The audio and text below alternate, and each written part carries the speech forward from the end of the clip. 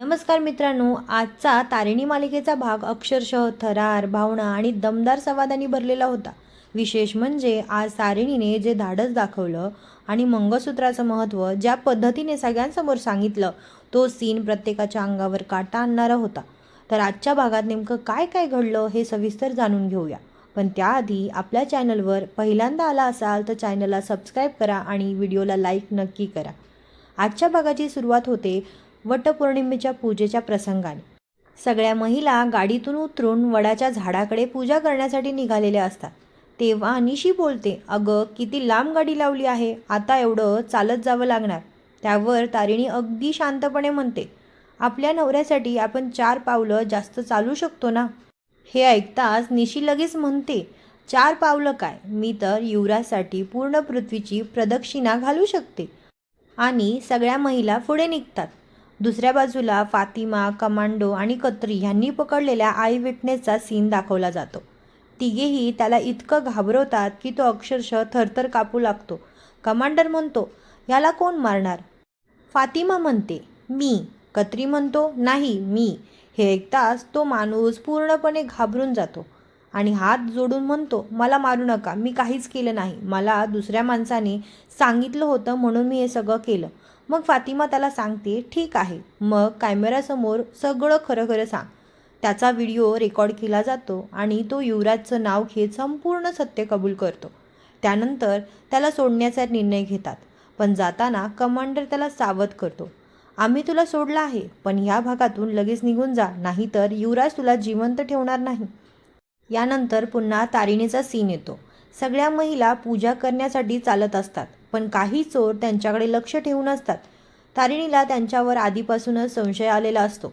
अचानक ते बाईकवरून येतात आणि चेतना काकूंच्या गळ्यातील मंगळसूत्र हिसकावण्याचा प्रयत्न करतात, पण तारिणी वेळेवर त्यांना बाजूला ओढते. तेवढ्यात दुसरा चोर तारिणीच्या गळ्यातलं मंगळसूत्र हिसकावतो आणि बाईक पळवतो. क्षणभर तारिणीला धक्का बसतो, कारण ते साधं मंगळसूत्र नसतं, ते तिच्या आईचं मंगळसूत्र असतं.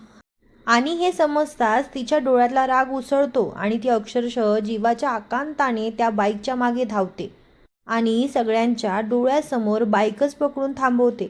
हा सीन पाहून तिथे उपस्थित प्रत्येक महिला थक्क होते.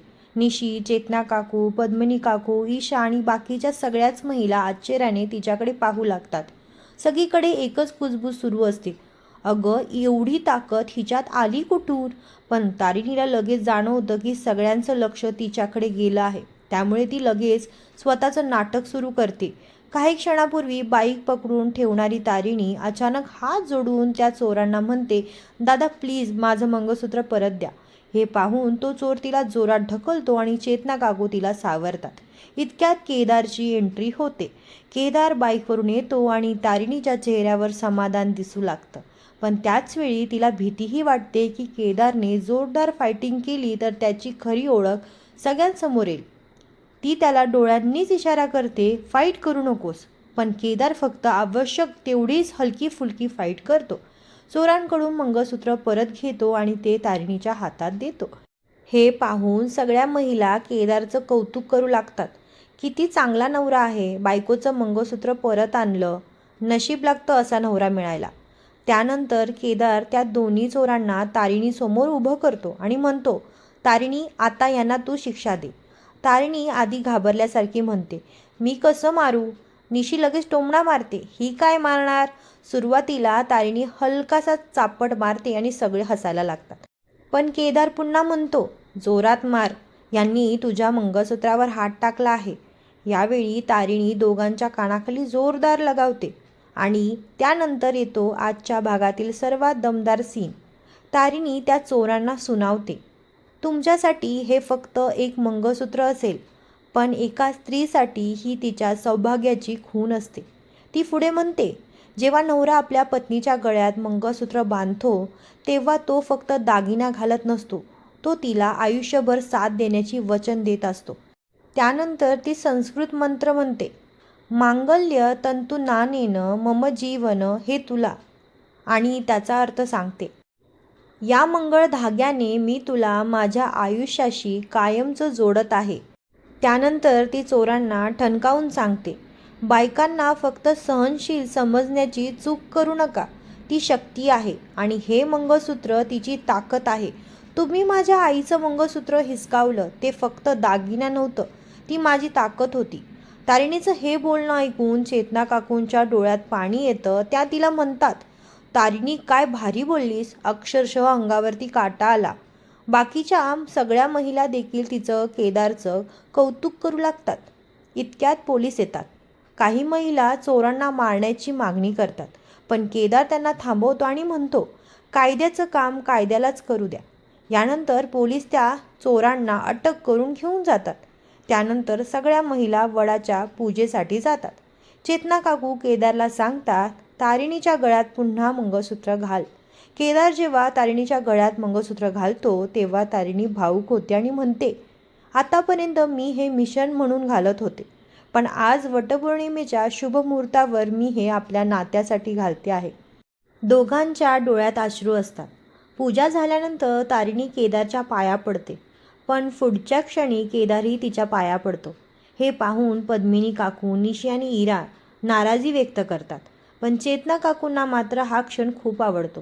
तारिणी केदारला विचारते, असं सगळ्यांसमोर माझ्या पाया का पडलास? त्यावर केदारचं उत्तर मन जिंकून जातं. तो म्हणतो, फक्त बायकोनेच नवऱ्यासाठी सगळं करायचं असं कुठं लिहिलंय आहे का? नवऱ्यानेही आपल्या पत्नीचा तितकाच आदर केला पाहिजे. शेवटी केदार म्हणतो, चल आपण एक फोटो काढूया. चेतना काकू स्वतः त्यांच्या दोघांचा फोटो काढतात आणि हा सुंदर क्षण आजच्या भागात संपतो. आता पुढच्या भागात युवराज पुन्हा कौशिकीवरती दबाव टाकताना दिसणार आहे. दुसरीकडे पोलीस सांगतात की त्यांनी आरोपींना फक्त 24 तासाचीच कस्टडी मिळवली आहे. त्यामुळे फातिमा तारिणीला सांगते की या 24 तासातच त्यांच्याकडून सत्य बाहेर काढावं लागेल, नाहीतर ही केस थेट CBIकडे जाईल. तर मित्रांनो, आजचा भाग तुम्हाला कसा वाटला? तारिणीचं धाडस आणि मंगळसूत्रावरचं तिचं भाषण तुम्हाला आवडलं का? तुमचं मत कमेंटमध्ये नक्की सांगा. व्हिडिओ आवडला असेल तर लाईक करा आणि चॅनलला सबस्क्राईब करायला विसरू नका. भेटूया पुढच्या व्हिडिओमध्ये. धन्यवाद.